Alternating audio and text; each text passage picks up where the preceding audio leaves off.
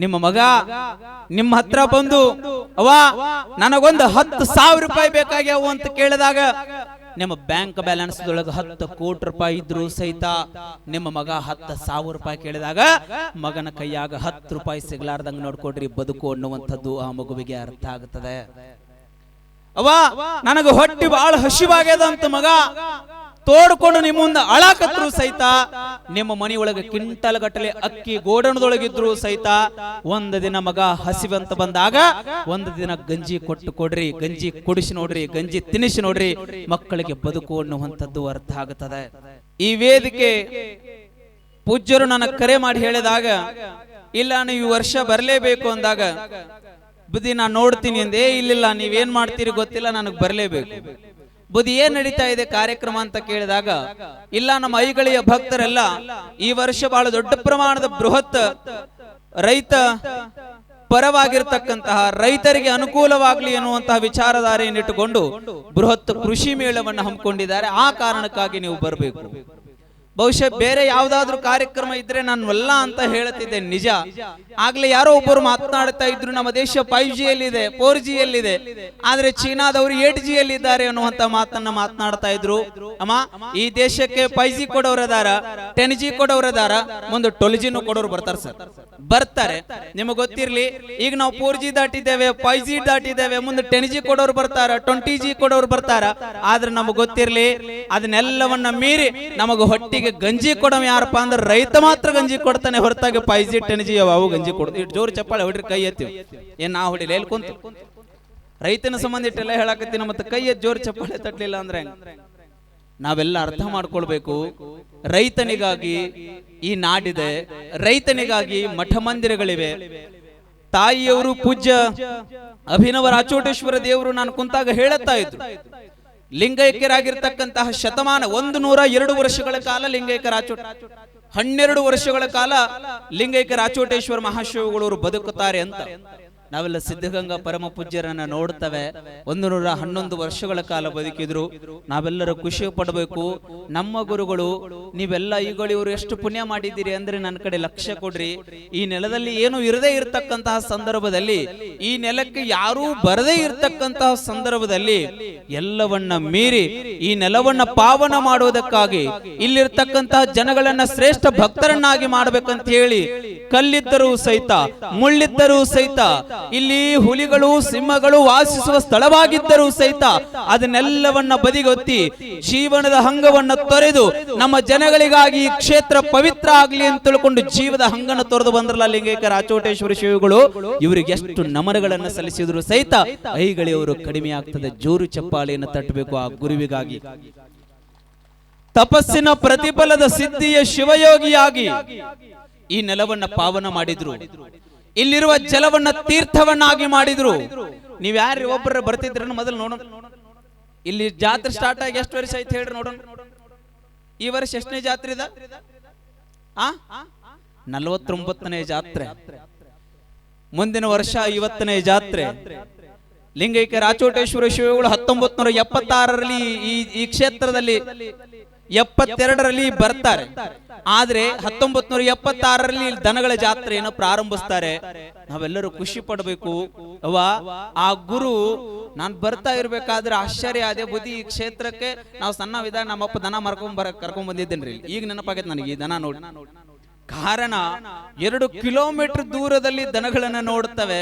ಆಗ್ಲೇ ನಮ್ಮ ಮಹೇಶನವರು ತಮ್ಮನವರು ಹೇಳುತ್ತಾ ಇದ್ರು, ದನಗಳನ್ನ ಅಥವಾ ಮುಂದೆ ನಾವು ಜೂನ್ ಅಲ್ಲಿಯೋ ಎಲ್ಲೆಲ್ಲೋ ಇಟ್ಟು ನೋಡ್ಬೇಕಾಗ್ತದೆ. ಅದನ್ನ ಸಂತತಿಯನ್ನ ರೈತರನ್ನ ಇವತ್ತಿನಿಂದ ಉಳಿಸಬೇಕಾಗಿ ಅನ್ನುವಂತ ವಿಚಾರವನ್ನು ಹೇಳ್ತಾ ಇದ್ರು. ನಮ್ಮ ಐಗಳಿಯ ಜನ ಈ ಕಮಿಟಿ ಎಲ್ಲ ಪದಾಧಿಕಾರಿಗಳು ಎಕಾಡಿ ಮುಖ ಮಾಡ್ಯಾರ ಅಂದ್ರ ಕೇವಲ ಮಾಣಿಕ್ಯ ಪ್ರಭು ಶಿವಯೋಗಿಗಳ ಜಾತ್ರೆ ಮಾಡೋದಷ್ಟೇ ಅಲ್ಲ, ರೈತನಿಗಾಗಿ ಈ ಜಾತ್ರೆ ಮಾಡೋಣ ಅಂತ ಹೇಳಿ ಬೃಹತ್ ಕೃಷಿ ಮೇಳವನ್ನು ಸನ್ಯಾಸಿಗಳ ಜಾತ್ರೆಯನ್ನ, ರೈತರ ಜಾತ್ರೆಯನ್ನ ಇವತ್ತಿನ ದಿನ ಐಗಳಿಯ ಜನ ಮಾಡ್ತಾ ಇದ್ದಾರೆ ಅಂತ ಕೈ ಮೇಲೆ ಸ್ವಲ್ಪ ನಿಮ್ದ ಹೇಳಕತ್ತೀನ. ನಿಮಗಾಗಿ ತಟ್ಕೋರಿ ನೀವು ಜೋರಾದ ಚಪ್ಪಾಳೆನ ಖುಷಿ ಆಗ್ಬೇಕು. ಈ ಜನಗಳೆಲ್ಲ ನಿಮಗಾಗಿ, ಈ ಜನಗಳಿಗಾಗಿ ಬೃಹತ್ ಜಾತ್ರೆಯನ್ನು ತಾವೆಲ್ಲರೂ ಮಾಡ್ತಾ ಇದ್ದೀರಿ. ನಾವೆಲ್ಲರೂ ಖುಷಿ ಪಡೋಣ. ಈ ನೆಲಕ್ಕಾಗಿ, ಜಲಕ್ಕಾಗಿ ಮಹಾತ್ಮರೆಲ್ಲ ಇಲ್ಲಿ ತಪಸ್ಸನ್ನ ಮಾಡಿ, ಇಲ್ಲಿ ಶಕ್ತಿಯನ್ನು ಬಿಟ್ಟು, ಇಲ್ಲಿ ಯಾರೂ ಬರದೇ ಇರತಕ್ಕಂತಹ ನೆಲದಲ್ಲಿ ಮುಂದೆ ಒಂದು ದಿನ ಐಗಳಿ ಎನ್ನುವಂಥದ್ದು ಪಟ್ಟಣ ಆಗುತ್ತದೆ ಅಂತ ರಾಚೋಟೇಶ್ವರ ಶಿವಗಳದ ವಾಣಿ ಇವತ್ತು ಸತ್ಯ ಆಗಿದೆ, ಸತ್ಯ ಆಗಿದೆ, ಸತ್ಯ ಆಗಿದೆ ಅಂತ ನಾನು ಭಾವಿಸಿಕೊಳ್ತೇನೆ.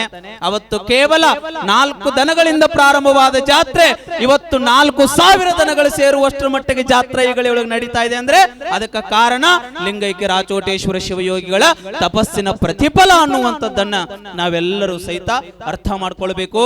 ಅದಕ್ಕಾಗಿ ಒಬ್ಬ ಕವಿ ಬರೀತಾನೆ, ಹುರುಳು ಹಗ್ಗದ ಹಾರ ತಾಯ್ಕೊರಳ ಬಿಗಿದಿ ಹೋದು ದಾಸ್ಯ ಮದಿರಿಯ ಕುಡಿದು ದೇಶ ಮಲಗಿಯುವುದು.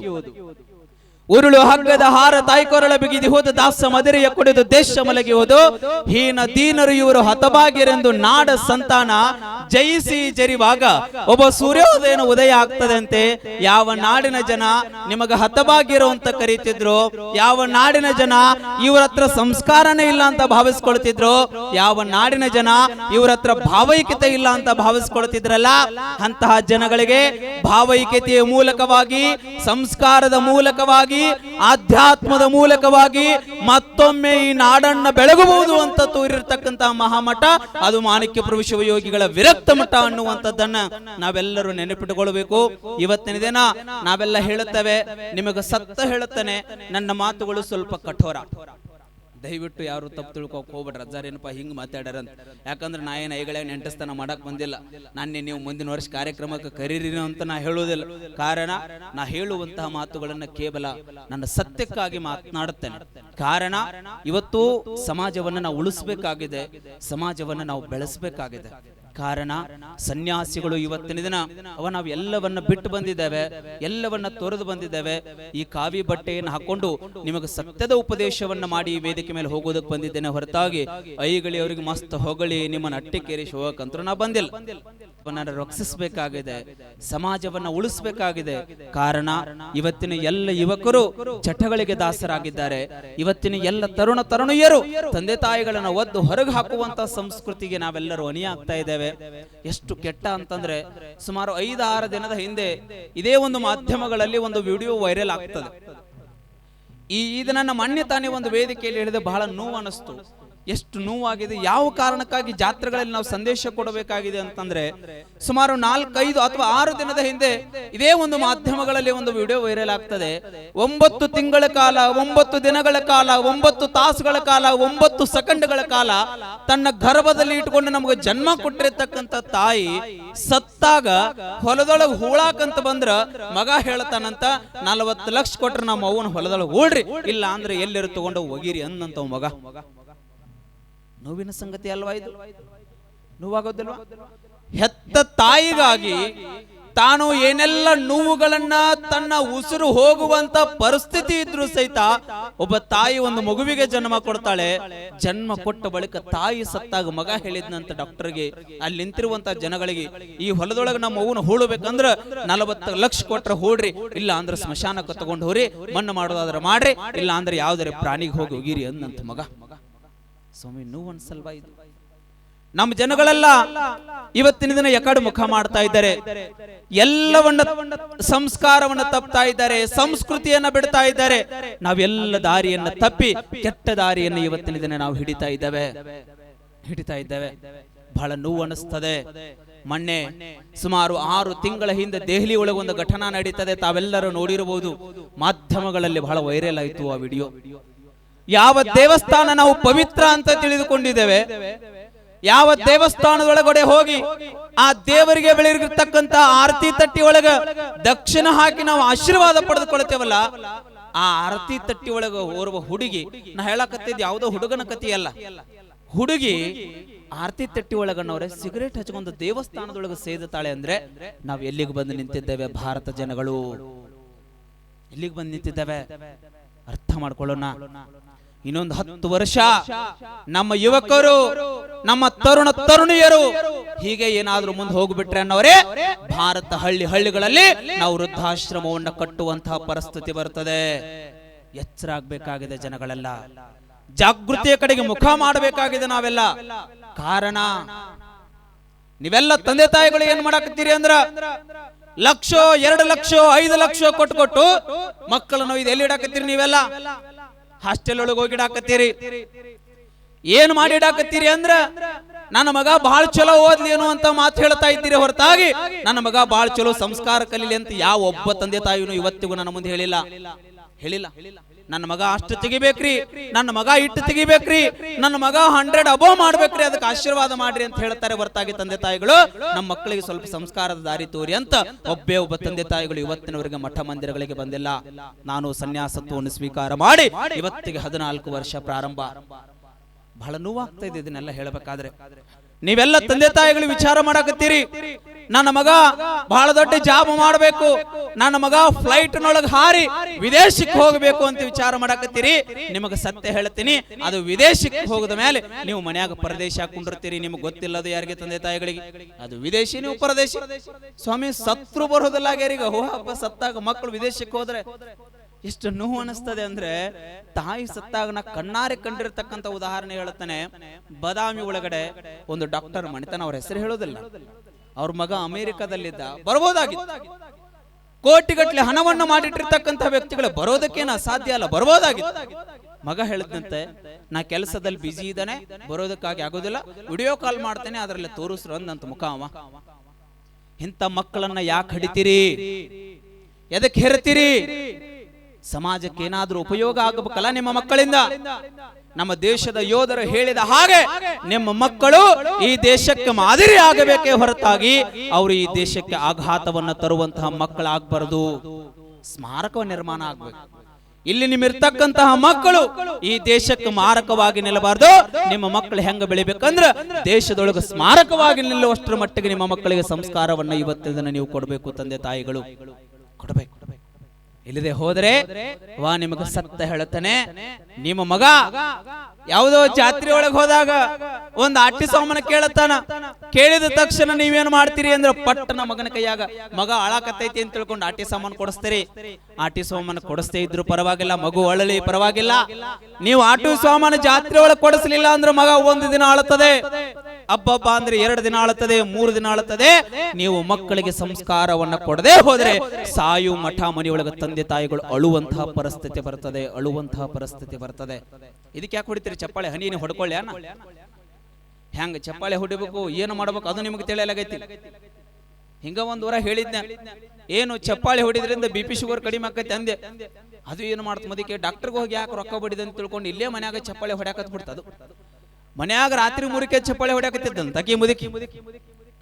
ಅವ್ರು ಮರುದಿನ ನನ್ನ ಕಡೆ ಬಂದ್ರು, ಯಪ್ಪ ಯಾಕೋ ಹಿಂಗ ಪುರಾಣದೊಳಗೆ ನಿನ್ನೆ ಚಪ್ಪಾಳೆ ಹೊಡೆಯುವುದರಿಂದ BP ಶುಗರ್ ನಿಯಂತ್ರಣಕ್ಕೆ ಬರ್ತದ ಅಂತ ಹೇಳಿರಿ, ಈ ಮುದುಕಿ ರಾತ್ರಿ ಬೆಳತನ ಮನ್ಯಾಗ ಕುಂತ ಚಪ್ಪಾಳೆ ಹೊಡ್ಯಾಕತ್ತೈತಪ್ಪ ಅಂದ್ರ ಅವ್ರು ಎಲ್ಲವನ್ನ ಇವತ್ತಿನ ದಿನ ಜನ ಮನವರಿಕೆ. ಇಲ್ಲಿ ಚೇರ್ ಕುಲ್ಲ ಇದು, ಬನ್ನಿ ನಿಂದ್ರಬೇಡ. ಇನ್ನೊಂದು 4-5 ಚೇರ್ ಕುಲ್ಲ ಅದಾವು. ನಾ ತುಂಬತೈತಿಲ್ಲ ಅಂತ ಮಾಡಿದ್, ನನ್ನ ಭಾಷೆ ಕರೆಕ್ಟ್ ತುಂಬಿಸಿದ್ರು, ಮರ್ಯಾದೆ ಉಳಿಸಿದ್ರು. ನಾನು ಬರ್ರಿ ಅಲ್ಲಿ ನಿಂದ್ರಬೇಡ್ರ, ದಯವಿಟ್ಟು ಈ ಕಡೆ ಬರ್ರಿ, ಎಲ್ಲ ಶರಣರು. ಒಂದು 10 ನಿಮಿಷ ಮಾತನಾಡ್ತೇನೆ ನಿಮಗಾಗಿ, ಬರ್ರಿ ಪ್ಲೀಸ್. ಅಮ್ಮ ದಯವಿಟ್ಟು ಮಕ್ಕಳಿಗೆ ಸಂಸ್ಕಾರವನ್ನ ಕೊಡ್ರಿ. ಮಗ ಅಕ್ಷರದೊಳಗೆ ಫೇಲ್ ಇದ್ರೂ ಪರವಾಗಿಲ್ಲ, ಒಂದು ಎಕ್ಸಾಮ್ ಫೇಲ್ ಆದ್ರೂ ಪರವಾಗಿಲ್ಲ, ಸಪ್ಲಿಮೆಂಟರಿ ಕಟ್ಟಿ ಮಗ ಪಾಸ್ ಆಗ್ತಾನೆ. ನಮ್ಮ ವೈದ್ಯರು ಹೇಳಿದ ಹಾಗೆ ನಿಮಗೆ ಹೇಳುತ್ತಾರೆ, ಇನ್ನೊಂದು 10 ವರ್ಷ ಬಿಟ್ರೆ ಕಾಲ ಹೇಗೆ ಬರ್ತದೆ ಅಂತಂದ್ರೆ, ಇವತ್ತು ರೈತರಿಗೆ ಕಣ್ಣೇ ಸಿಗ್ತಾ ಇಲ್ಲ, ಕಣ್ಣೇ ಸಿಗ್ತಾ ಇಲ್ಲ, ಕಣ್ಣೇ ಸಿಗ್ತಾ ಇಲ್ಲ ಅಂತ ನೀವು ಹೇಳಕತ್ತೀರಿ. ಇನ್ನೊಂದು 10 ವರ್ಷ ಹೋಗ್ಬಿಟ್ರೆ ಭಾರತದಲ್ಲಿ 1 ಎಕರೆ ಇದ್ದವ ಶ್ರೀಮಂತ ಇರ್ತಾನೆ ಹೊರತಾಗಿ ಗೋರ್ಮೆಂಟ್ ನೌಕರಿ ಇದ್ದವರಲ್ಲ. ಅಷ್ಟು ಈ ರೈತರಿಗೆ ಕಿಮ್ಮತ್ತು ಬರ್ತದೆ. ನೀವು ತಿಳ್ಕೊಂಡ್ರಿ ರೈತ ಅಂದ್ರೆ ಏನ ಏನ ಏನ, ರೈತ ಇಲ್ಲ ಅಂದ್ರೆ ಮಣ್ಣು ತನಬೇಕಾಕತ್ ನಾವೆಲ್ಲ. ಅವ ಈ ದೇಶದೊಳಗ, ಈ ರಾಜ್ಯದೊಳಗ, ಹಳ್ಳಿ ಒಳಗ, ತಾಲೂಕಿನೊಳಗ ನಾ ಹೇಳ್ತಾ ಇರ್ತೇನೆ, ನಿಮ್ಮ ಗ್ರಾಮದೊಳಗ ಗ್ರಾಮ ಪಂಚಾಯಿತಿ ಅಧ್ಯಕ್ಷ ಇಲ್ಲ ಅಂದ್ರೂ ಗ್ರಾಮ ನಡೀತದೆ. ನಿಮ್ಮ ತಾಲೂಕಿನೊಳಗ ಕ್ಷೇತ್ರದ ಶಾಸಕರಿಲ್ಲ ಅಂದ್ರೂ ತಾಲೂಕು ನಡೀತದೆ. ರಾಜ್ಯದೊಳಗ ಮುಖ್ಯಮಂತ್ರಿ ಇಲ್ಲದೆ ಇದ್ರೂ ಸಹಿತ ಈ ರಾಜ್ಯ ನಡೀತದೆ. ದೇಶದೊಳಗ ಪ್ರಧಾನಿ ಇಲ್ಲ ಅಂದ್ರೂ ಸಹಿತ ಈ ದೇಶ ನಡೀತದೆ. ಆದರೆ ರೈತ ಇಲ್ಲದೆ ಹೋದ್ರೆ ನಾವೆಲ್ಲ ಹೊಟ್ಟಿಗೆ ಮಣ್ಣು ತಿನ್ನಬೇಕಾಗ್ತದೆ, ಮಣ್ಣು ತಿನ್ನಬೇಕಾಗ್ತದೆ. ರೈತ ಹೊಡಿಬೇಡ್ರಪ್ಪ ಕ್ಯಾಕಿ, ನಾ ರಾಜಕಾರಣಿ ಭಾಷಣ ಅಲ್ಲ, ನಂದು ಚಲೋ ಮಾತಾಡಕತ್ತೀನಿ. ಕ್ಯಾಕಿ ಹೊಡ್ಯಾಕ ಹೋಗ್ರಿ, ಸುಮ್ ಲಕ್ಷ ಕೊಟ್ಟು ಕೇಳ್ರ. ಕಾರಣ ರೈತನನ್ನ ನಾವು ಇವತ್ತಿನ ದಿನ ಉಳಿಸಬೇಕಾಗಿದೆ. ವೈದ್ಯರು ಹೇಳಿದ ಹಾಗೆ ನಿಮ್ಮ ಮಕ್ಕಳನ್ನ ಇಂಜಿನಿಯರಿಂಗೋ ಡಾಕ್ಟರೋ ಇನ್ನೇನೋ ಅವರನ್ನ ಪೊಲೀಸರನ್ನ ಏನೇನೋ ಮಾಡ್ತಿರಲ್ಲ, ಮಾಡ್ರಿ ನಾ ಬೇಡ ಅನ್ನೋದಲ್ಲ. ಅದಕ್ಕಿಂತ ಮುನ್ನ ಹೊಲದೊಳಗೆ ಹೋಗಿ ಒಂದು ತಾಸು ಕೆಲಸ ಮಾಡಿಸಿ ತೋರಿಸ್ರಿ ಬದುಕು ಅನ್ನುವಂಥದ್ದು ಮಕ್ಕಳಿಗೆ ಅರ್ಥ ಆಗ್ತದೆ. ಇವತ್ತಿನ ದಿನ ತಂದೆ ತಾಯಿಗಳು ಏನ್ ಮಾಡಾಕತ್ತೀರಿ ಅಂದ್ರ ಮಗ ಇನ್ನು ಕೇಳು ಪುರ್ಸತ್ತಿಲಿ ಅವನ ಮುಂದೆಲ್ಲ ರೆಡಿ ಮಾಡಿ ಇಟ್ಟ ಬಿಟ್ಟಿರ್ತೀರಿ ನೀವು. ನಿಮ್ಗೊಂದು ಪರೀಕ್ಷೆ ಹೇಳ್ತಾನೆ ಮಾಡ್ರಿ, ನಿಮ್ಮ ಮಗ ಹೇಗೆ ಬದಲಾಗ್ತಾನೆ ನೋಡ್ರಿ. ನಿಮ್ಮ ಮಗ ನಿಮ್ಮ ಹತ್ರ ಬಂದು ಅವ್ವ ನನಗೊಂದು 10,000 ರೂಪಾಯಿ ಬೇಕಾಗ್ಯಾವು ಅಂತ ಕೇಳಿದಾಗ ನಿಮ್ಮ ಬ್ಯಾಂಕ್ ಬ್ಯಾಲೆನ್ಸ್ ದೊಳಗೆ 10 ಕೋಟಿ ರೂಪಾಯಿ ಇದ್ರು ಸಹಿತ ನಿಮ್ಮ ಮಗ 10,000 ರೂಪಾಯಿ ಕೇಳಿದಾಗ ಮಗನ ಕೈಯಾಗ 10 ರೂಪಾಯಿ ಸಿಗ್ಲಾರ್ದಂಗ ನೋಡ್ಕೊಡ್ರಿ ಬದುಕು ಅನ್ನುವಂಥದ್ದು ಆ ಮಗುವಿಗೆ ಅರ್ಥ ಆಗುತ್ತದೆ. ಅವ್ವ ನನಗ ಹೊಟ್ಟಿ ಬಹಳ ಹಸಿವಾಗ್ಯದ ಅಂತ ಮಗ ತೋಡ್ಕೊಂಡು ನಿಮ್ಮ ಮುಂದೆ ಅಳಾಕತ್ರು ಸಹಿತ ನಿಮ್ಮ ಮನೆಯೊಳಗೆ ಕ್ವಿಂಟಲ್ ಗಟ್ಟಲೆ ಅಕ್ಕಿ ಗೋಡಣದೊಳಗಿದ್ರು ಸಹಿತ ಒಂದು ದಿನ ಮಗ ಹಸಿವಂತ ಬಂದಾಗ ಒಂದು ದಿನ ಗಂಜಿ ಕೊಟ್ಟು ಕೊಡ್ರಿ, ಗಂಜಿ ಕುಡಿಸಿ ನೋಡ್ರಿ, ಗಂಜಿ ತಿನ್ನಿಸಿ ನೋಡ್ರಿ, ಮಕ್ಕಳಿಗೆ ಬದುಕು ಅನ್ನುವಂಥದ್ದು ಅರ್ಥ ಆಗುತ್ತದೆ. ನಿಮ್ಮ ಮನೆಯೊಳಗ 365 ದಿನ ಆಗುವಷ್ಟು 365 ಜೋಡಿ ಬಟ್ಟಿದ್ರು ಸಹಿತ ಮಗ ಅವ್ವ ನನಗೆ ಜಾತ್ರೆಗೆ ಮಾಣಿಕ್ಯ ಪ್ರಭು ಶಿವಗಳ ಜಾತ್ರೆಗೆ ಒಂದು ಹೊಸ ಅಂಗಿ ಒಂದು ಹೊಸ ಪ್ಯಾಂಟ್ ಕೊಡಿಸು ಅಂದಾಗ ಒಂದು ದಿನ ಹರಕಂಗಿ ಹರಕ ಪ್ಯಾಂಟ ಉಡಿಸಿ ನೋಡ್ರಿ, ಮಕ್ಕಳಿಗೆ ಬದುಕು ಅನ್ನುವಂಥದ್ದು ಅರ್ಥ ಆಗುತ್ತೆ. ಈಗ ಹರಕ್ ಪ್ಯಾಂಟ್ ಬಿಟ್ರೆ ಅವೇ ಹರ್ಕೊಂಡು ಉಟ್ಕೊಂತಾವ, ಆ ಮಾತು ಬೇರೆ. ಎಲ್ಲ ಇದು ಸ್ಟೈಲ್ ಆಗೈತೆ, ಮಾತು ಅದನ್ನ ಮಾಡ್ಬೇಡ್ರಿ. ಅಂದ್ರೆ ಎಲ್ಲರೂ ದಾರಿ ತಪ್ತಾ ಇದ್ದಾರೆ. ಕಾರಣ ಇವತ್ತಿನ ಎಲ್ಲ ತರುಣ ತರುಣಿಯರು ಬದಲಾಗಬೇಕಾಗಿದೆ. ಕಾರಣ ಈ ಭಾರತವನ್ನ ಸದೃಢ ಭಾರತವನ್ನಾಗಿ ನಾವು ನಿರ್ಮಾಣ ಮಾಡಬೇಕಾಗಿದೆ. ನಿಮಗೆ ನಾನು ಹೇಳುತ್ತೇನೆ, ಈ ಜಾತ್ರೆಯಲ್ಲಿ ಬಹಳ ವಿಶಿಷ್ಟವಾಗಿರ್ತಕ್ಕಂಥ ವಿಶಿಷ್ಟ ಪೂರ್ಣವಾಗಿರ್ತಕ್ಕಂಥ ಕಾರ್ಯಕ್ರಮವನ್ನ ಈ ಕಮಿಟಿಯವರು ಹಮ್ಮಿಕೊಂಡಿದ್ದಕ್ಕಾಗಿ ನಿಮಗೆ ತುಂಬ ಹೃದಯದ ಅಭಿನಂದನೆಗಳನ್ನು ನಾನು ಹೇಳುತ್ತೇನೆ. ಕಾರಣ ನೀವು ಆ ಕಡೆ ಬೃಹತ್ ಕೃಷಿ ಮೇಳವನ್ನ ಮಾಡ್ತಾ ಇದ್ದೀರಿ, ಅದು ರೈತರಿಗಾಗಿ ಮಾಡ್ತಾ ಇದ್ದೀರಿ. ಇಲ್ಲಿ ಜನಗಳಿಗಾಗಿ ಇಂತಹ ಪುಣ್ಯ ಪುರುಷರನ್ನ ಕರೆಸಿಕೊಂಡು ಆಧ್ಯಾತ್ಮದ ಮುಖೇನವಾಗಿ ಜನರನ್ನೂ ಸಹಿತ ಜಾಗೃತಿ ಮಾಡ್ತಾ ಇದ್ದೀರಲ್ಲ, ಅದಕ್ಕಾಗಿ ಈ ಕಮಿಟಿ ಎಲ್ಲ ಪದಾಧಿಕಾರಿಗಳಿಗೆ ಒಂದ್ಸರಿ ಜೋರಾದ ಚಪ್ಪಾಳೆಯನ್ನು ತಟ್ಟಿ ಅವರಿಗೆ ಅಭಿನಂದಿಸಬೇಕು. ಕಾರಣ ಇಲ್ಲೊಬ್ಬ ಶಿವಯೋಗಿ ಈ ನೆಲಕ್ಕೆ ಬಂದು ಈ ನೆಲದಲ್ಲಿರ್ತಕ್ಕಂಥ ಎಲ್ಲ ಜನಗಳನ್ನ ಪಾವನ ಮಾಡಿ ಹೋದ್ರಲ್ಲ, ಅವ ನಾವು ಅರ್ಥ ಮಾಡ್ಕೊಳ್ಳೋಣ. ಅವ್ರು ನೋಡ್ರಿ ಮಾಣಿಕ್ಯ ಪ್ರಭು ಅಜ್ಜವ್ರ ಮೈಯೊಳಗೆ ಒಂದ್ ಅಂಗಿಲ್ಲ, ಬರಮೇಲೆ ಅದಾರ. ಅವ್ರ ಮೈ ಮೇಲೆ ಬಂಗಾರದ ಆಭರಣಗಳಿಲ್ಲ, ಬಂಗಾರದ ಕಿರೀಟ ಇಲ್ಲ, ಏನೂ ಇಲ್ಲ. ಅವ್ರ ಫೋಟೋ ರಾಚೋಟೇಶ್ವರಿ ಶಿವಗಳು ಫೋಟೋ ನೋಡಿದ್ರೆ ನಿಮಗೆ ಗೊತ್ತಾಗ್ತದೆ ಅವ್ರ ಮೈ ಮೇಲೆ ಏನೂ ಬಂಗಾರದ ಆಭರಣಗಳಿಲ್ಲ. ನೀವು ತಿಳ್ಕೊಳ್ಬೇಕು, ಸನ್ಯಾಸಿಗಳು ಸತ್ಪುರುಷರು ಶರಣರು. ನಿಮಗೊಂದು ಪ್ರಶ್ನೆ ಕೇಳುತ್ತೀನಿ, ಇಷ್ಟು ಜನ ಕುಂತಿರಲ್ಲ, ಕೈ ಎತ್ತಿ ಹೇಳ್ಬೇಕು. ಎಷ್ಟು ಜನರಿಗೆ ನಿಮ್ಮ ಅವ್ವ ಅಪ್ಪನ ತಂದೆ ತಾಯಿಗಳ ಹೆಸರು ಗೊತ್ತದೆ? ಕೈ ಎತ್ತಿ. ತಂದೆ ತಾಯಿಗಳ ಹೆಸರು ನಿಮ್ಮ ಅವ್ವ ಅಪ್ಪನ ಹೆಸರು ಎಷ್ಟು ಜನರಿಗೆ ಗೊತ್ತದೆ? ಕೈ ಎತ್ತಿ. ನಾವು ಇಲ್ಲಂತ ತಿಳ್ಕೊಂಡ್ಬಿಡ್ತೀವಿ, ಮತ್ತ ಇಲ್ಲಂದ್ರೆ ಗಪ್ಪೆ ಹಾಕವ. ಹ್ಞೂ ಮತ್ತ ಹಾ ಹಿಂಗೆ ಹೇಳಿದ್ರೆ ಎತ್ತಿರಿ ನೀವು. ಹಾ ಹೇಳಿಸ್. ಅವ್ರ ತಂದೆ ತಾಯಿಗಳ ಹೆಸರು ಎಷ್ಟು ಜನರಿಗೆ ಗೊತ್ತದೆ? ಕೈ ಎತ್ರಿ. ನಾ ಹೇಳ್ತಾ ಇರೋದು ಅವ್ರ ತಂದೆ ತಾಯಿಗಳು, ಸೋಮಂಗ ಕೈ ಎತ್ತಂಗಿಲ್ಲ. ಹಾ, ಅವ್ರ ತಂದೆ ತಾಯಿಗಳ ಹೆಸರು ಎಷ್ಟು ಜನರಿಗೆ ಗೊತ್ತದೆ? ಕೈ ಎತ್ರಿ. 3ನೇ ತಲೆಮಾರು ನಾ ಹೇಳತ್ತಿದ್ದು. ಹಾ ಹಾ ಹಾ ಹಾ 100ರೊಳಗೆ 3 ಕೈ. ಹಾ ಹೇಳಿಸ್ರಿ. 4ನೇ ತಲೆಮಾರಿನ ಅವ್ರವ್ವ ಅಪ್ಪನ ಹೆಸರು ಎಷ್ಟು ಜನರಿಗೆ ಗೊತ್ತದೆ? ಕೈ ಎತ್ರಿ. ಗಪ್ ಮುಗಿ ನೋಡ್ರಿ. ಏನವ್ರೆ, ನೀವು ಜನ್ಮ ಕೊಟ್ಟ ನಿಮಗಾಗಿ ಆಸ್ತಿ ಸಂಪಾದನೆ ಮಾಡಿದ ವಂಶ ಪರಂಪರೆ ಹೆಸರೇ ನಿಮಗೆ ಗೊತ್ತಿಲ್ಲ. ಇನ್ನೊಂದು ಪ್ರಶ್ನೆ ಕೇಳ್ತೀನಿ, ಎಷ್ಟು ಜನರಿಗೆ ಮಾಣಿಕ್ಯ ಪ್ರಭು ಶಿವಗಳು ಗೊತ್ತದಾರ? ಕೈ ಎತ್ರಿ.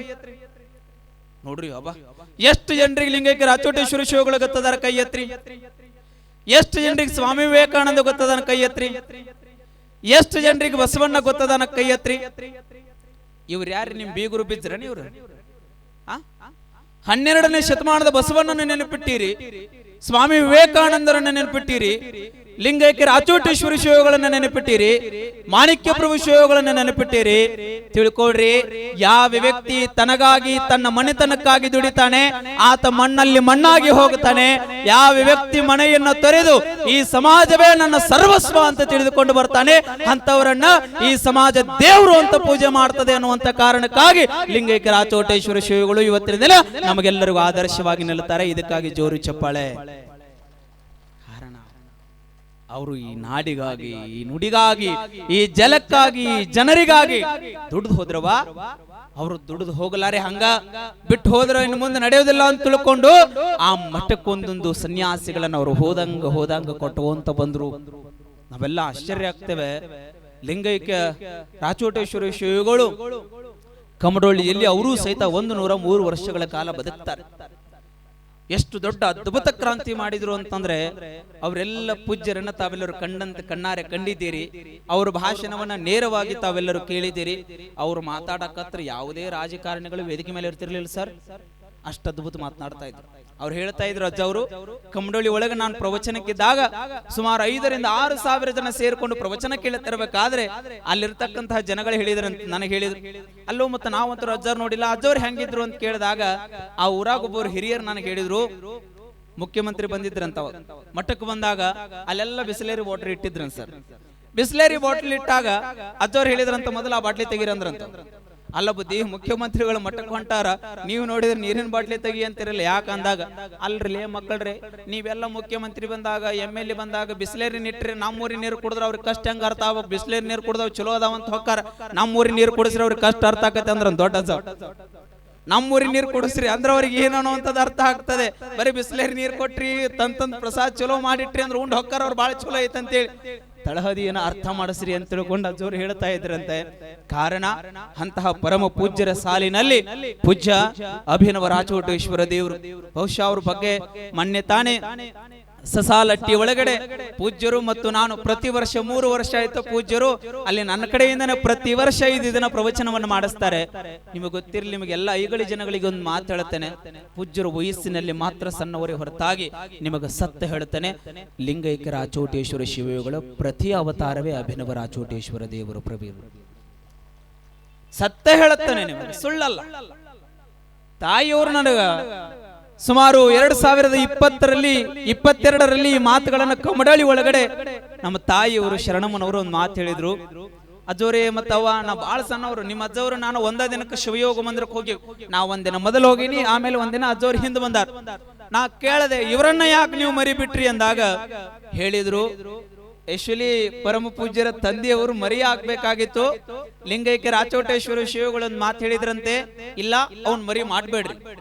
ಅಪ್ಪ ಮತ್ತೆ ಯಾರನ್ನ ಮಾಡೋದು ಅಂತ ಕೇಳಿದಾಗ, ಇಲ್ಲ ಅವನ ಹೊಟ್ಟಿಲೆ ಒಂದು ಮೊದಲಿಗೆ ಗಂಡು ಸಂತಾನ ಹುಡುತ್ತದೆ, ಆ ಗಂಡು ಸಂತಾನ ಬೇರೆ ಯಾರೂ ಅಲ್ಲ, ನಾನೇ ನಿನ್ನ ಹೊಟ್ಟಿಯೊಳಗೆ ಹುಟ್ಟಿ ಬರುತ್ತಾನೆ, ನೀನು ಮತ್ತೆ ಅವನನ್ನು ಮಠಕ್ಕೆ ಮಾಡುವಂತ ಹೇಳಿದ್ರಂತೆ. ಕಾರಣ ಅವರೇ ಸ್ವರೂಪದೊಳಗ ನಿಮಗ್ ಮತ್ತೆ ಪರೀಕ್ಷೆ ಮಾಡಂದ್ರೆ ತೋರಿಸ್ತೀನಿ, ಅದನ್ನ ಹೆಂಗ್ ಹುಟ್ಟಿ ಬಂದಾರನಕ್ಕೂ ತೋರಿಸ್ತೀನಿ. ಅವ್ರು ಹೇಳಿದ್ರಂತ ಒಂದು ಕೋನ ಇಟ್ಕೊಂಡು ನಾನು ಹುಟ್ಟಿ ಒಳಗೆ ಹುಟ್ಟಿ ಬರ್ತೀನಿ, ಅವನಂತ ನಾ ಕಂಡು ಹಿಡೀರಿ ಅಂದಾಗ ನೀವೆಲ್ಲರೂ ಇಲ್ಲಿ ರಾಚೋಟೇಶ್ವರ ಶಿವ ಫೋಟೋ ಎಷ್ಟು ಜನ ನೋಡಿರಿ? ಕೈ ಎತ್ತು ನೋಡು, ಎಷ್ಟು ಜನ ಅವ್ರ ಫೋಟೋ ನೋಡಿರಿ? ಆ ಫೋಟೋದೊಳಗೆ ಏನ್ ನೋಡಿರಿ ನಾನು ಕರೆ ಹೇಳ್ರಿ. ಆ ಫೋಟೋದೊಳಗೆ ಒಂದು ಬಲ್ಲಗಡೆ ಏನೈತೆ ಅವ್ರಿಗೆ ಒಬ್ಬರೇ ಗಮನಿಸಿರ ನೀವು?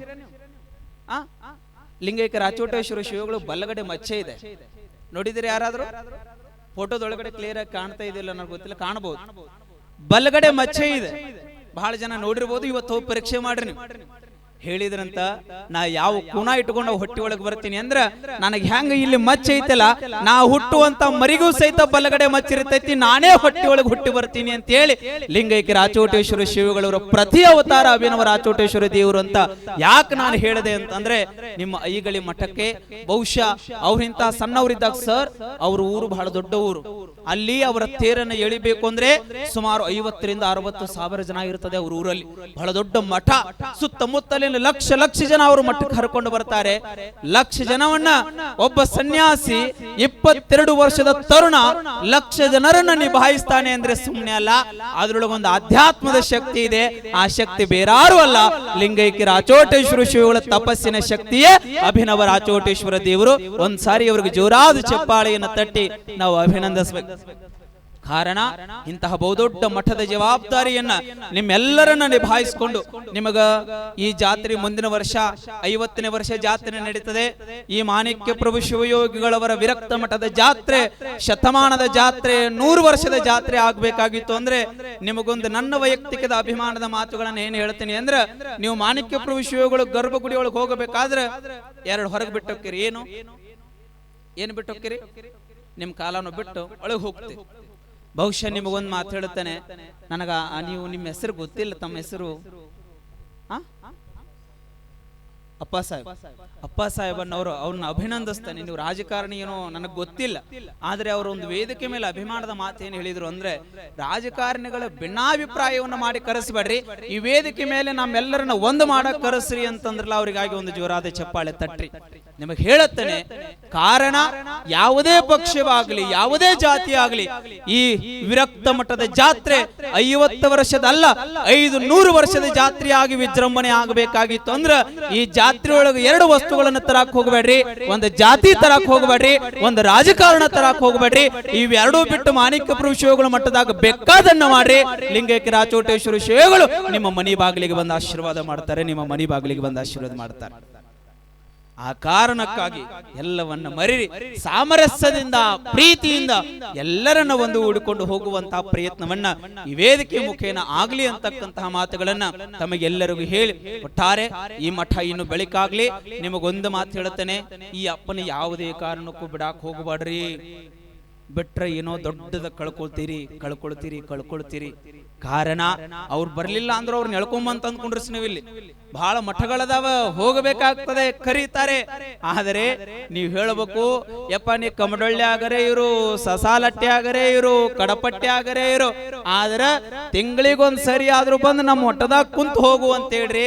ಕಾರಣ ಯಾಕೆ ಈ ಮಾತು ಹೇಳಾಕತ್ತೀನಿ ಅಂದ್ರ, ಹೊಳ್ಳೆ ಲಿಂಗೈಕ್ಯ ರಾಚೋಟೇಶ್ವರ ಶ್ರೀಗಳು ಹುಟ್ಟಿ ಬಂದಿರೋದ್ರಿಂದ ಈ ಮಠದೊಳಗ ಅವರೇ ಇರಬೇಕೆ ಹೊರತಾಗಿ ಮತ್ತೆ ಬೇರೆದವರಲ್ಲ. ಇಟ್ಟು ಹೇಳಿ ಮತ್ ಮನ್ಯಾಗ ಕುಂತೀರಿ ನೀವೆಲ್ಲ, ನೀವು ಜನಗ ಬಾಳ ಜನ ಇದ್ರಿ, ನೀವು ಭಕ್ತರು.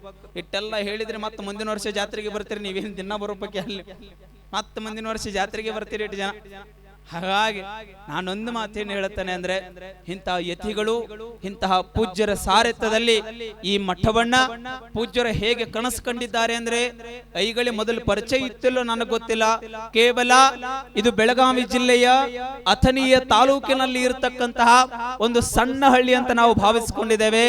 ಲಿಂಗೈಕ್ಯ ರಾಚೋಟೇಶ್ವರ ಶಿವಯೋಗಿಗಳು, ಮಾಣಿಕ್ಯ ಪ್ರಭು ಶಿವಯೋಗಿಗಳು, ಶತಮಾನವನ್ನ ಕಂಡಂತಹ ಕಮಡೊಳ್ಳಿಯ ಲಿಂಗೈಕ್ಯ ರಾಚೋಟೇಶ್ವರ ಶಿವಯೋಗಿಗಳವರ ಪ್ರತಿಫಲದ ಆಶೀರ್ವಾದವನ್ನು ಪಡೆದುಕೊಂಡು ಬಂದಿರತಕ್ಕಂತಹ ಅಭಿನವ ರಾಚೋಟೇಶ್ವರ ದೇವರಿಂದ ಇವತ್ತು ಕರ್ನಾಟಕದ ಮೂಲೆಯ ಸಂತರು ಐಗಳ ಕಡೆಗೆ ಮುಖ ಮಾಡ್ತಾ ಇದ್ದಾರೆ ಅಂದ್ರೆ ಕಾರಣ ಇಂತಹ ಪರಮ ಪೂಜ್ಯರು. ಹಾಗಾಗಿ ನಿಮ್ಮ ಅಜ್ಜವ್ರ ಕಡೆ ಸಾಮಾನ್ಯ ಅಲ್ಲ, ಅವ್ರ ಕಡೆ ಎಂತಹ ಶಕ್ತಿ ಐತಂದ್ರ ಕೇವಲ ಒಂದು ಫೋನಿನೊಳಗ ಇಲ್ಲಿ ಬರೀ ನಾವು ಇವತ್ತು 3 ಜನ 5 ಜನ 4 ಜನ ಸನ್ಯಾಸಿಗಳು ಕೂಡಿದ್ದೇವೆ. ನಿಮ್ಮ ಅಭಿನವ ರಾಚೋಟೇಶ್ವರ ಜೋರು ಮನಸ್ಸು ಮಾಡಿ ಬಿಟ್ಟ ಏಕಕಾಲಕ್ಕೆ 1000 ಜನರ ಮಠಾಧಿಪತಿಯನ್ನ ಐಗಳಿಗೆ ಕರ್ಕೊಂಡು ಬರುವಷ್ಟು ತಾಕತ್ ರಾಚೋಟೇಶ್ವರ ಶಿವರು ಅವ್ರಿಗೆ ಕೊಟ್ಟಾರ. ಜೋರು ಚಪ್ಪಾಳೆ ಹೊಡ್ರಿ. ನಿಮ್ಮ ಅಜ್ಜರ ಬಗ್ಗೆ ಹೇಳಕತ್ತೀನಿ, ನೀನು ಹೊಡ್ಕೋಬೇಕು. ನಿಮ್ಮ ಸಮ ಎಲ್ಲ ಹೊಡ್ರಿ ಅಂತ ನಾವೇ ಹೇಳಬೇಕು, ಉಂಡ್ರಿ ಅಂತ ನಾವೇ ಹೇಳಬೇಕು, ಮಲಗ್ರಿ ಅಂತನೂ ಹೇಳಬೇಕು, ಜಾತ್ರೆ ಮುಗ್ದೈತ್ರಪ್ಪ ಮನೆಗೆ ಹೋರಿ ಅಂತನೂ ನಾವೇ ಹೇಳಬೇಕು. ಕಾರಣ ಬದಲಾಗಬೇಕಾಗಿದೆ. ಹಾಗಾಗಿ ಇಂತಹ ಪರಮ ಪೂಜ್ಯರು, ಇಂತಹ ಗುರುಗಳವರ ನೇತೃತ್ವದ ಸಾರಥ್ಯದಲ್ಲಿ ಈ ಜಾತ್ರೆ ನಡೆದಿರುವುದು ಬಹಳ ಅಭಿನಂದನೀಯ, ಬಹಳ ಖುಷಿಯನ್ನು ತಂದಿದೆ ಎನ್ನುವಂತಹ ಮಾತುಗಳನ್ನ ತಮಗೆಲ್ಲರಿಗೂ ಹೇಳಿ, ಒಟ್ಟಾರೆ ಈ ಜಾತ್ರೆ ಶತಮಾನವನ್ನ ಕಾಣಲಿ. ಆ ಶತಮಾನದ ಜಾತ್ರೆಯಲ್ಲಿ ನಾವು ನೀವೆಲ್ಲರೂ ಇರುವ ಹಾಗೆ ರಾಚೋಟೇಶ್ವರ ಶಿವಗಳವರು ಆಶೀರ್ವಾದವನ್ನ ಮಾಡಲಿ ಅಂತಕ್ಕಂತಹ ಮಾತುಗಳನ್ನು ಹೇಳಿ, ಬೃಹತ್ ಕೃಷಿ ಮೇಳ ನಡೀತಾ ಇದೆ. ರೈತರ ಪರವಾಗಿ ಏನೇನೋ ಕಾರ್ಯಕ್ರಮಗಳು ಈ ವೇದಿಕೆಯಲ್ಲಿ ನಡೀತಾ ಇವೆ. ಬಹಳ ಖುಷಿ ಆಯಿತು. ರೈತ ಅಂದ್ರೆ ದೇಶದ ಬೆನ್ನೆಲುಬು ಅಂತ ನಾವು ಭಾವಿಸಿಕೊಳ್ಳುತ್ತೇವೆ. ಒಂದು ಕ್ಷಣ ಎಲ್ಲರೂ ಕೈ ಮೇಲೆ ಎತ್ತ ಕೈ ಮುಗಿಬೇಕು, ಯಾರು ಚಪ್ಪಾಳೆ ತಟ್ಟಬಾರದು. ಕೈ ಮೇಲೆ ಎತ್ತ ಕೈ ಮುಗಿಬೇಕು ಎಲ್ಲರೂ. ಯಾರ್ಯಾರಿಗೆ ದೇವರಿ 2 ಕೈ ಕೊಟ್ಟ ನಾವು ರಟ್ಟ ಕೈ ಮುಗಿರ, ಹಿಂಗೆ ಹೇಳಿದ್ರೆ ರಟ್ಟ ಕೈ ಮುಗಿತೀರಿ ನಾವು. ಸಂಕಲ್ಪ ಬಸನ ನಿನಗೆ ಹೇಳಾಕತ್ತೀನಿ, ನೀನು ಕೈ ಮುಗಿಬೇಕು. ಕೈ ಮುಗಿರಿ, ಸಂಕಲ್ಪವನ್ನ ಮಾಡೋಣ. ಲಿಂಗೈಕ್ಯ ರಾಚೋಟೇಶ್ವರ ಶಿವಯೋಗಿಗಳವರ ಕರ್ತೃ ಸಮಾಧಿ ಕೈ ಎತ್ರಿ. ಹಿಂಗ ಇಳಿಸಿದ್ರೆ ನಿಮ್ಗೆ ಯಾರಿಗೆ ಸಿಗುದಿಲ್ಲ ಏನೋ. ನಾ ಹೇಳೋ ಮಠ ಇಳಿಸಬಾರದು. ಲಿಂಗೈಕ್ಯ ರಾಚೋಟೇಶ್ವರ ಶಿವಯೋಗಿಗಳವರ ಕರ್ತೃಗದ್ದುಗೆಯಲ್ಲಿ ನಾವೆಲ್ಲರೂ ಭಕ್ತಿ ಪೂರ್ವಕವಾಗಿ ಪ್ರಾರ್ಥನೆ ಮಾಡ್ಕೊಳ್ಳೋಣ. ಅಪ್ಪ, ಈ ಮಠ ಈ ಜನಗಳಿಗಾಗಿ, ಇಲ್ಲಿರುವ ಭಕ್ತರಿಗಾಗಿ, ಇಲ್ಲಿರುವ ಸಕಲ ಜೀವಿರಸಿಗಳಿಗಾಗಿ ಈ ಮಠ ಶ್ರಮಿಸ್ತಾ ಇದೆ, ಈ ಮಠ ದುಡಿತಾ ಇದೆ. ನಾವು ನಿನ್ನಲ್ಲಿ ಏನು ಪ್ರಾರ್ಥನಾ ಮಾಡ್ತೇವೆ ಅಂದ್ರೆ, ಅಪ್ಪ ನಮ್ಮ ರೈತನಿಗಾಗಿ ಕಾಲಕ್ಕೆ ತಕ್ಕಂತೆ ಮಳೆ ಕೊಡು, ಆ ಮಳೆಗೆ ತಕ್ಕ ಬೆಳೆಯನ್ನು ಕೊಡು, ಆ ಬೆಳೆಗೆ ತಕ್ಕ ಯೋಗ್ಯ ಬೆಲೆಯನ್ನು ನಮ್ಮ ರೈತನಿಗೆ ಕೊಡು ಅಂತ ತಿಳ್ಕೊಂಡು ಹೇಳಿ ಆ ಗುರುವಿನಲ್ಲಿ ಪ್ರಾರ್ಥನೆಯನ್ನು ಮಾಡಿಕೊಳ್ಳೋಣ. ಪ್ರಾರ್ಥನೆಯನ್ನು ಮಾಡಿಕೊಂಡು ಎಲ್ಲ ರೈತರಿಗೆ ನೀನು ಒಳಿತು ಮಾಡು ಅಂತ ತಿಳ್ಕೊಂಡು ಆ ಗುರುವಿನಲ್ಲಿ ಪ್ರಾರ್ಥನೆಯನ್ನು ಮಾಡಿ ನಾವೆಲ್ಲರೂ ಈ ಮಠದ ಸೇವೆಗೆ ಸದಾವಕಾಲ ಸಿದ್ಧರಿದ್ದೇವೆ ಅಂತ ಸಂಕಲ್ಪವನ್ನು ಮಾಡಿ ಜೋರಾದ ಚಪ್ಪಾಳೆಯನ್ನು ತಟ್ಟಿ ನಮಗೆ ಭರವಸೆಯನ್ನು ಕೊಡಬೇಕು. ತಮಗೆಲ್ಲರಿಗೂ ಅಭಿನಂದನೆಗಳನ್ನು ಹೇಳಿ ಆ ಗುರು ನಾ ಲಿಂಗೈಕ್ಯ ರಾಚೋಟೇಶ್ವರ ಶಿವಯೋಗಿಗಳಲ್ಲಿ ಪೂಜ್ಯ ಅಭಿನವ ರಾಚೋಟೇಶ್ವರ ದೇವರಲ್ಲಿ ಏನು ಪ್ರಾರ್ಥನೆ ಮಾಡ್ತಾನೆ ಅಂದ್ರೆ, ಅಪ್ಪ ನಿನ್ನನ್ನು ನಂಬಿದ ಲಕ್ಷ ಲಕ್ಷ ಭಕ್ತರು ಈ ಮಠಕ್ಕೆ ಬರ್ತಾರೆ. ಆ ಮಠಕ್ಕೆ ಬರುವಂತಹ ಭಕ್ತರಿಗೆ ನೀನು ಬೆಳ್ಳಿಯನ್ನ ಕೊಡ್ತೀಯೋ, ಐಗಳಿ ಒಳಗೆ ಎಷ್ಟು ಮಂಡೆಗಳಿದ್ದಾವೆ, ಎಷ್ಟು ಜನಗಳಿದ್ದಾರೆ ನನಗಂತೂ ಗೊತ್ತಿಲ್ಲ ಸತ್ಯವಾಗ್ಲು. ಆದ್ರೆ ಈ ಪೂಜ್ಯರಲ್ಲಿ ಭಕ್ತಿ ಪೂರ್ವಕವಾಗಿ ನಾನು ಕೈ ಮುಗಿದು ಪ್ರಾರ್ಥನೆ ಮಾಡ್ತೇನೆ. ಅಪ್ಪ ಈ ನಿನ್ನನ್ನು ನಂಬಿರ್ತಕ್ಕಂಥ ಐಗಳಿಯ ಜನಗಳಿಗೆ ಬೆಳ್ಳಿಯನ್ನ ಕೊಡ್ತೀಯೋ, ಬಂಗಾರವನ್ನ ಕೊಡ್ತೀಯೋ, ಇನ್ನೇನು ಭವಿತವ್ಯದ ಆಸ್ತಿ ಅಂತಸ್ತುಗಳನ್ನ ಕೊಡ್ತೀಯೋ ನಮಗ್ ಗೊತ್ತಿಲ್ಲ. ಆದ್ರೆ ನಿನ್ನ ನಂಬಿರ್ತಕ್ಕಂತ ಐಗಳಿ ಒಳಗೆ ಎಷ್ಟು ಮನೆಗಳಿದ್ದಾವೆ, ನಿನ್ನನ್ನು ನಂಬಿರ್ತಕ್ಕಂತಹ ಭಕ್ತರ ಮನೆಗಳು ಎಷ್ಟಿದ್ದಾವೆ, ಆ ಎಲ್ಲ ಮನೆಗಳಿಗೆ ಒಂದೇ ಒಂದು ತುತ್ತ ಅನ್ನ ಕಡಿಮೆ ಆಗ್ಲಾರ್ದಂಗೆ ನೀನು ಆಶೀರ್ವಾದ ಮಾಡು ಅಂತ ತಿಳ್ಕೊಂಡು ಆ ಗುರುವಿನಲ್ಲಿ ನಾನು ಭಕ್ತಿ ಪೂರ್ವಕವಾಗಿ ಪ್ರಾರ್ಥನೆಯನ್ನು ಮಾಡ್ತೇನೆ ಅಂತಕ್ಕಂತ ಮಾತುಗಳನ್ನ ಹೇಳಿ ಒಟ್ಟಾರೆ ಆ ಗುರುವಿನ ಸನ್ನಿಧಿಯಲ್ಲಿ ನಾವೆಲ್ಲರೂ ಜಾತ್ರೆಯನ್ನು ಮಾಡ್ತಾ ಇದ್ದೇವೆ.